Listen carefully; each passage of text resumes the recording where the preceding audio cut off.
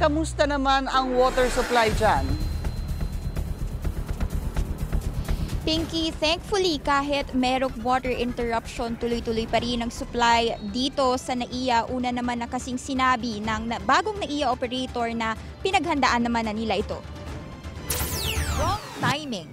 Yan ang opinyon ng ilang biyahero dito sa NAIA matapos ang binabang water interruption advisory sa Terminal 3.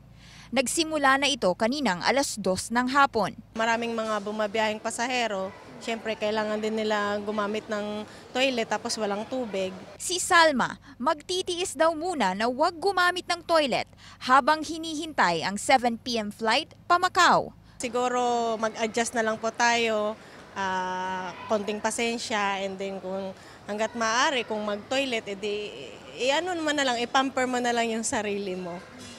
Sabi ng operator ng NAIA, ang New NAIA Infra Corporation o NNIC, hanggang bukas ng 6:00 ng umaga ang water interruption. Magkakaroon kasi ng maintenance work ang Maynilad sa Putatan Treatment Plant sa Muntinlupa. Mahirap yan. Kasi usually, ang kailangan ng tao makapag-refresh ba, pupunta ng restroom or whatever na anong gagawin nila sa restroom. Maraming pasahero maraming passenger. Oo, kaya siyempre, hindi naman appropriate na ngayong pamawawala ng water, magkakaroon ng water interruption. Mabuti na lang, gaya ng pinangako ng NNIC bago pa man magundas, pasado 1:00 pa lang kanina, naglagay na ng mga drum ng tubig sa mga palikuran sa terminal. Hinanda rin ang mga reserbang tubig para may magamit ang mga pasahero at staff sa NAIA. Hassle siya for passengers na magstay ng ganong katagal na oras tas walang tubig. So parang may hirapan din na pumunta sa comfort room to relieve themselves. Yung timing lang din ng Maynilad na pag-aayos ng tubig, parang medyo magiging hassle sa passenger and sa mga naghahatid ng kapamilya nila. Sa kabila ng interruption na ito, kumbinsido si Tatay James na mas magiging maayos ang pamamalakad ng bagong operator ng paliparan. Maging si Franz, umaasa rin sa mga improvements sa NAIA. Hoping na may major development and mas mag-improve yung system. Lagpas 3 milyong litro ng tubig ang nireserba ng NNIC dahil sa water interruption. Pinky, ilang palikuran na yung na-check natin dito sa Terminal 3. So far, lahat naman merong tubig at una nang sinabi ng NNIC na naka-standby naman yung water trucks dito just in case lang kailangan pa ng karagdagang supply hanggang bukas. Pinky. Hana, maganda naman na may reserbang tubig dyan at yan din yung report mo sa atin kahapon, hindi ba?